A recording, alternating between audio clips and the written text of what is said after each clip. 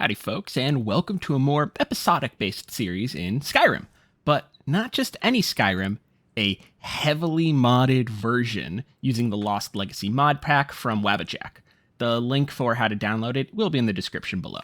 My aim for this series is to do everything possible with a heavy focus around the Legacy of the Dragonborn mod. I want to try and complete as much of it as is possible.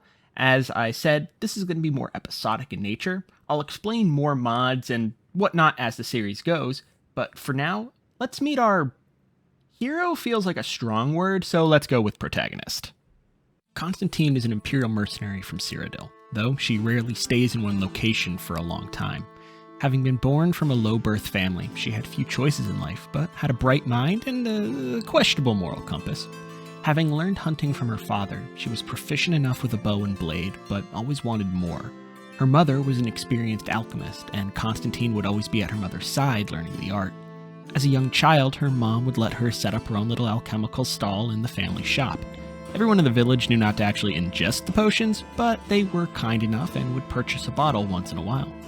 Her parents were good people, and were always trying to get Constantine to learn and try new things. This push for education led to Constantine in her free time being found near the enchanter's hut and around the blacksmith, trying to learn those trades as well. Over the years, she picked up a few things here and there, and while not proficient, did know the basics. As she grew up more, she became restless and had learned all she thought she could and wanted to see the world. Her parents knew better than to try to stop her, so her father gave her an iron sword and a longbow, and she made some hide gear with the pelts her father had. With that, she departed, not fully knowing what she wanted to do, but she knew she wanted to at least learn. Through her travels, she learned what she could in fighting, artistry, and magic. Though Constantine did not have a natural knack for it, she did possess the ability to at least wield magic. She would just have to train harder than most. It wasn't until she came across another village, miles from her house, that she found her calling as a mercenary. The town was having a problem with a local extortionist hiding out in the forest. She heard about the issue while hanging around a tavern and was able to locate the village elder. He agreed to pay her some gold if she could get rid of him. She agreed and started her search, though, admittedly, it wasn't hard to find him. He was a proud and egotistical man who believed nobody could touch him. Unfortunately for him, he did not notice his shadow growing larger, and before he had any chance to react, the arrow pierced the back of his head. From that point forward, Constantine was a traveling mercenary, and she garnered a bit of a reputation for taking any job, no matter the moral implications. It was also known that you make sure to pay her. More than once, a client stiffed her, with them then disappearing days later. We catch up to Constantine after she crosses the border from Hammerfell into Skyrim, wearing heavy plate armor. Not her usual go-to, but she had just killed a small cell of a much larger group, and realizing she was being hunted down, donned some of the armor as a disguise before crossing the border. And here we are, finally in Skyrim. I hope you liked that little introduction to the character. As the series progresses, I'm going to be trying 2 different styles of recording, so let me know what you prefer. Let's first talk about some of the rules of this playthrough. As I said, there are quite a few mods.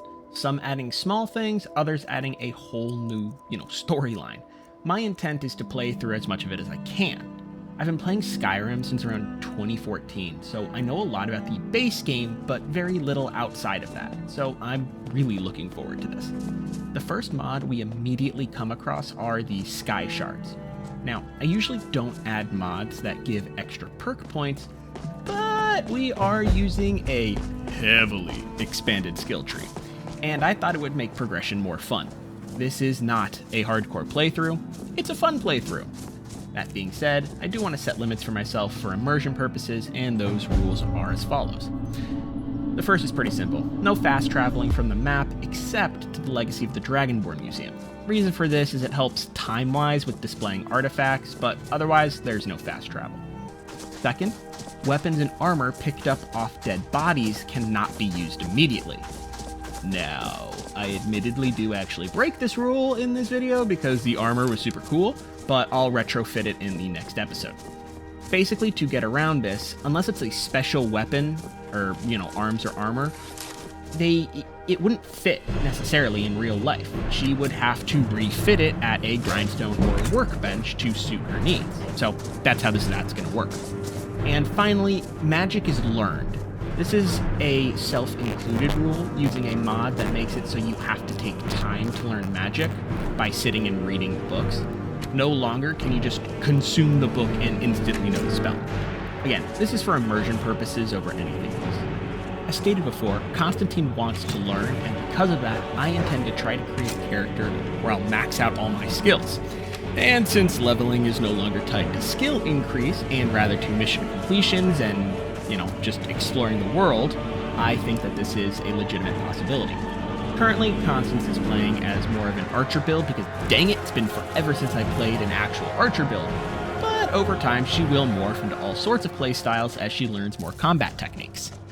Coming across a ruin, I decided this could be a great place to start. Constantine's adventure at heart, so why not start with a little bit of a dungeon crawl until I come across what I imagine to be a rather large golem? No worries though, it's the beginning of the Okay, yeah, nope, level 45, time to bounce. See, I may have accidentally forgotten that the normal enemy leveling in Skyrim is not here in Lost Legacy. Enemies can span huge levels due to a de-leveling mod, which I believe is from Morrow, but I may be incorrect. Continuing on our trek towards Solitude, we come across a nice little mage who decides he wants to practice his magic. If he could move, of course. I decided it was a good opportunity to find out how many arrows a mage can take before he becomes a pincushion. The answer was 3, by the way, in case you were curious. I also decided to loot him of most of his stuff, as not only did we get a cool ring that enchants my arrows, but I can also sell everything else for a little bit of profit. It seems our mage friend was not alone, as there was a whole coven of these ice mages. It's a hard-fought battle, but Constantine is quite familiar with mages, and while we may have almost gotten our butts kicked, we, in the end, do come out on top. Obviously loot items to sell, because, hey, money, money's important. Stand a chance.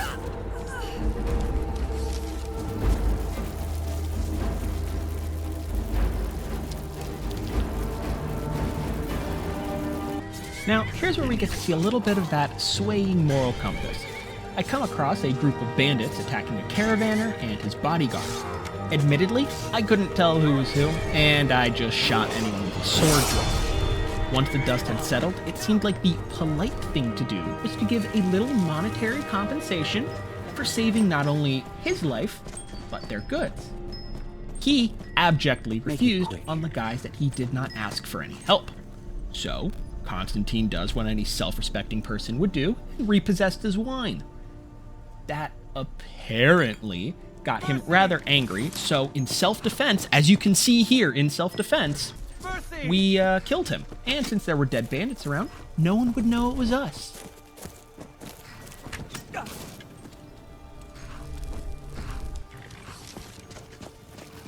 We finally make it to our first city, Solitude, capital of Skyrim and base of operations for the Imperial Army. The thought of joining the Imperial Army is there, but for right now, Constantine's not looking for too much steady employment. As we entered the city, a crowd appeared to be getting ready to watch the execution of a man allegedly to have assisted a man named Ulfric Stormcloak's escape. Not really my business, but hey, I always enjoy a good show. We make our way to our first inn. First rule of being a mercenary is always locate the inn. Until you have a steady place to rest your head, this is where you want to be. They have information, food, and a private area to study, like magic. When we walk in, before going to the barkeep, there is an open invitation for the local museum needing adventurers and treasure hunters. That's my sort of gig. We then chat with the barkeep a little, learn a couple of rumors, and pick up a local bounty for some bandits at Broken Ore Grotto. The next stop was the local mission board. Here, people can put up all sorts of odd jobs, from doing a delivery run to Constantine's specialty of hunting people down. We're in luck. A bounty bandit is wanted and also happens to be last seen in the Broken Ore Grotto. So, we now have 2 bounties in the same location, which in and of itself is a massive win. After our little trek to Solitude, we had also picked up a few items, and, we nearly ran out of arrows, so we have to pay a visit to the blacksmith. We sell some of our loot, including the plate armor we used to cross the border, and then using some firewood and steel ingots, which we bought, made steel arrows and created a better bow. Our longbow had served us well, but it was time for an upgrade. With our new gear, we went out to find the museum that was spoken about in that advertisement we saw at the inn. When we arrive, we're greeted with a friendly high elf named Orion. Orion? One of the two. He seems unsure about our ability to assist him, but nonetheless gives us a task to locate 3 different objects scattered throughout Skyrim. It's now finally time to start making some headway on these bounties, but before I can do that, I'm stopped by an admittedly shady-looking Argonian by the name of Jari Ra, but, give everyone a chance. He lets us know that he and his sister are treasure hunters, and that there's a ship coming into Skyrim that they are interested in. The Ice Runner, though no other information is given to me. We come to the mutual idea that if the Solitude Lighthouse fire is put out, then the Ice Runner would hit the shallow coast and beach, allowing Jari Ra and Dija to obtain whatever it is they're looking for. Now, I was told that this is a easy enough payday, and so long as nobody sees me put out the fire, we should be good. So I accept. It is getting late, though, and I could definitely use the rest, so I do a little studying of the Flames book I have to finally learn the spell, and we head to bed, getting ready for the shenanigans of the next day. After our sleep, we start to make our way to the Solitude Lighthouse. There's a ship already here, and the inhabitants don't necessarily look like any sailors I've seen before. So a little quiet arrow action takes care of the problem up top, and now it's time to head below decks.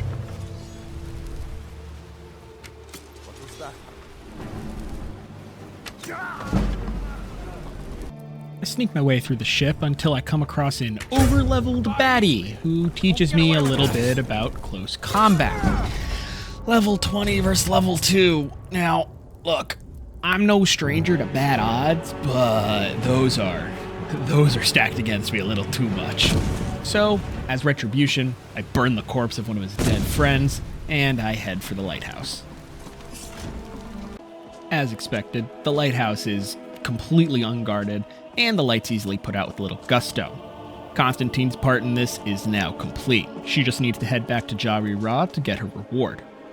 That is, until he lets her know that A, he doesn't have it, his sister Dija does, and B, they are emissaries for the Black Blood Marauder bandit group, a group that Constantine knows just so happens to be camped out in the Broken Ore Grotto, the same place where her other bounty is. Something's fishy here, and it's not the sea. Dija and I are more like the representatives here in Solitude. Off to the Ice Runner, and it's just as Jari Ra said. Black Bloods have swarmed the ship, but unlike, letting all the sailors go, they were slaughtered. Now, Constantine's more annoyed she was lied to over them saying they wouldn't harm the sailors, over them actually being dead. But it's time to make our way to Dija to get our reward, though I'm pretty sure it's going to revolve around a knife. I'm afraid the loot's already been moved. You've been useful to the Black Bloods, though. You've earned a quick death. Oh look, I was right. This was an incredibly difficult fight for whatever reason.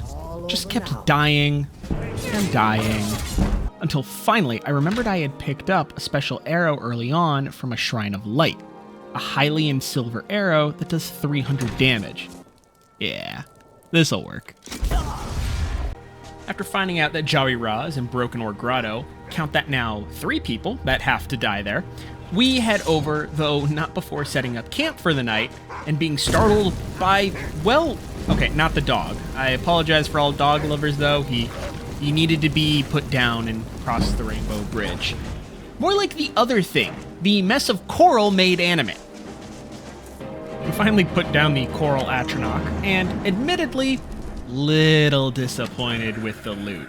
It's just so boring. But anyway, Constantine heads to sleep at the camp and level up. She's got a full day of righteous vengeance, the best type of vengeance ahead of her. It is now morning, the rain is falling, and all Constantine smells is blood in the water. Theoretically not hers. And after a quick moving breakfast, she finally makes it to Broken Ore Grotto. She's got 2 bounties here to pick up, and Jari Ra's body to put to the flame. Or the sword. Or the bow. Honestly, whichever kills him first. Going through the grotto isn't the easiest. Thankfully though, for the most part, she is a sneaky one. As she has not started her heavy armor training, she relies solely on light armor. While passing through the grotto, she picks off pretty much anyone and everyone she can. Surprise and arrows are just, such a wonderful tool.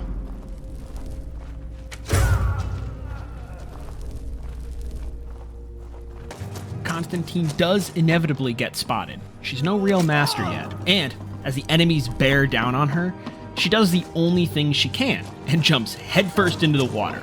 The enemies, either unsure or too stupid to follow, don't know what to do and are disoriented. Constantine takes this as a sign of weakness on their part. This tactic of jumping into the water and popping up somewhere else will prove useful in the coming fights. After making our way through the grotto, we come across the final area. Not only is Jari Ra here, but so are the other 2 bounties as well. The issue is that there is a literal army between Constantine and the targets. It's now time for a little sneak and abuse the stupidity of brain-dead bandits. See, it is a well-known fact that Black Blood Marauders are incapable of having object permanence. If they are shot, and when they check it out, if there's nothing there, they'll simply shrug and move back along with their day, arrow in shoulder and all. This is the current working plan. We finally lured out Jari Ra from hiding and are able to fight him one-on-one. It was a good, strong, heroic, and I'm kidding. Constantine abused her ability to swim and messed with the bridge levers to force Jari to positions that were advantageous for her.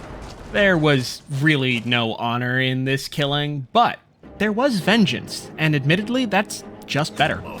To add insult to injury, we also take his outfit because it magically fit and is super cool looking. We'll upgrade later at some point. On to the next 2 targets.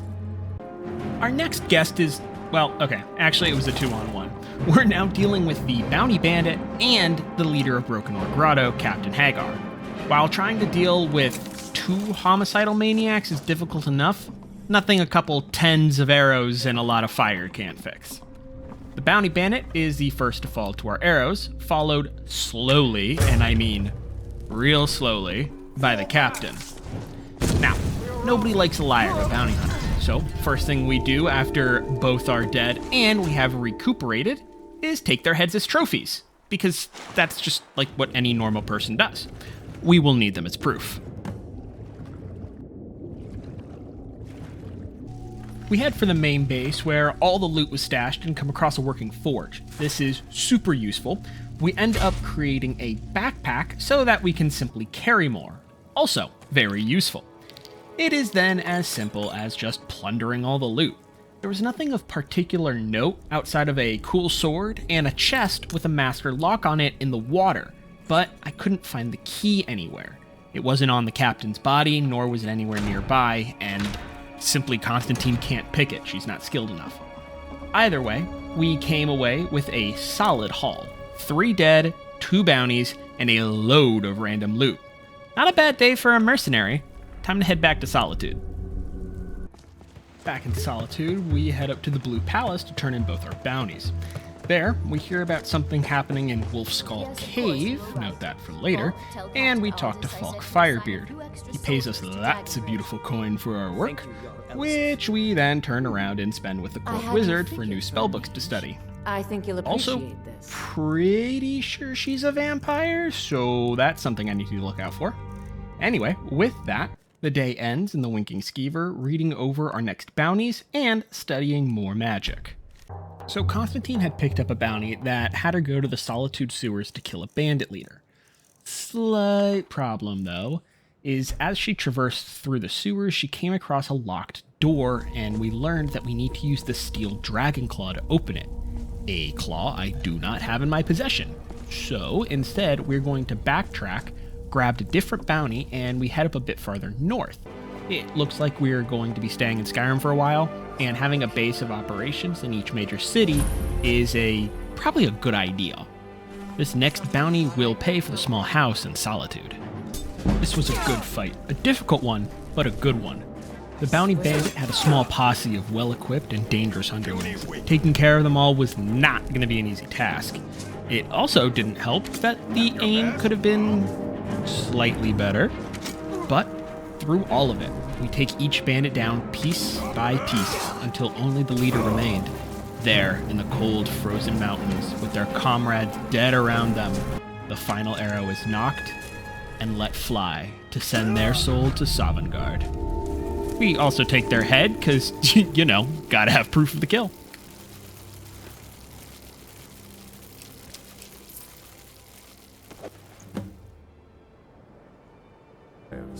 We head back to Solitude to talk to Falk Firebeard, first to claim our reward, and of course second to purchase our first house. While I imagine once unlocked, the museum will be our main base of operations in Solitude, this is a good start. It'll at least let us dump parts of our inventory, that way we aren't just carrying them around everywhere with us. After some rest and chatting with patrons at the Winking Skeever, it's time we start working on that request from Aryan to pick up 3 relics. We make our way first to Whiterun, not only because of the fabled Companions Guild, but it's also very central in Skyrim, so setting up good relations and a working base of operations will be fantastic for later on. After paying for a trip to Whiterun, we arrive at the gates when we notice a giant getting wailed on by a few fighters. Before we have a chance to even shoot an arrow, the beast goes down, and Ayla gives us some shit for quote-unquote not helping. Fucking better be careful what you say, I have a bow too. Anyway, she then tells me that they're part of the Companions, and that if I feel like I want to join, I should go talk with Kodlak. That seems like a good idea, honestly, to get my foot in the door with the group. An outsider, eh? An order of warriors. We are brothers and sisters in honor. And we show up to solve problems if the coin is good enough. We enter Whiterun and find the inn so that we can rest our head. Prior to making our way, passed by the missive board and picked up a bounty for the leader of Silent Moon's camp. Truly, how fortuitous that we are not only heading there for another reason, but now we get to kill somebody and make money off it. Just, you know, big wins all around. It was time to head out towards Silent Moon's camp. The innkeeper let me know it was pretty close to Whiterun, but that it was surrounded by bandits. That being the point, of course, so I thanked her for the information and headed out. On the trail, I was attacked by some dude who had a note from a lady named Camilla. Now, Constantine wasn't the direct target, but the guy was told to look for anybody with halfway decent gear and to meet her at a specific location for loot. We wrote down the spot in our journal and continued on to Silent Moon's. Silent Moon's was not your run-of-the-mill bandit camp. There was a clear leadership, and the bandits all knew their place. It was definitely much more of a difficult fight than I was first led to believe. We slowly picked our way through the main courtyard, killing everyone and taking any loot we found. We then made it to the main location, where we found quite a few individuals around a forge. Dispatching those individuals, it was time to take a closer look at said forge. As we had been going through the base, we kept coming across these lunar steel weapons. Well, turns out this forge has some special property to it, that it can be used during a full moon to obtain those enchantments. Or I guess I could just take one of these and disenchant it, but neither here nor there. This is something to note for later, but it's not a goal of this expedition. We still haven't found the ring, nor have we found the bandit leader. Going through a closed door we had opened during the previous fight, we found ourselves in a basement. This was some sort of loot room, but honestly couldn't tell you what else it was. There was a locked door with a skeleton and a dead person's journal talking about being there some sort of artifact actually in the door, but again, good to know for later, but not useful right now. So, all of this being said, we were able to find Den Stagmer's ring in said basement. Now all that was left was finding the bandit leader and, liberating his head from his shoulders. For profit. This fight was incredibly difficult, as there was a level 20 bandit that kept showing me the business end of his hammer. By all accounts, I really should have just given up. But all it took was a lot of grit, some sneaky maneuvering, and a steel handgun that, you know, there was nothing I couldn't solve. After what felt like an actual eternity, we whittled down both bandits till they were nothing but pincushions. Truly, I think in the end, the bounty bandit just gave up. She knew she was beat, and while she vainly tried for one last desperate attack, we were able to come out on top, put her down, take her head, and now off to Whiterun to make our money. As we arrived back in Whiterun, it was time for a quick increase in power. After having learned the ability to forge elven items, we quickly made ourselves a royal elven bow. This was much better than the imperial one we had been using thus far. We also will be on the lookout for more resources so that we can make some better armor. The stuff we have is fine, but it's not really built to our specifications, and we aren't able to change it. We then head up to Dragon's Reach to talk with the steward and obtain our reward. And with that, our adventure comes to an end for the day. Jumping out of character here for a bit, I hope you enjoyed this first video. I'm not 100% sold on this style of editing, and so the next one will be more live commentary with pre-recorded mixed in. Reason being is that I felt like there was a lot that I just left out, not necessarily because it was boring, but because it just didn't help the story move forward. And I feel like those quote-unquote downtime actually help with the story and world building a little bit more, but we'll see. In any case, though, I hope you enjoy, and keep an eye out for Constantine's next adventure. Have a good one.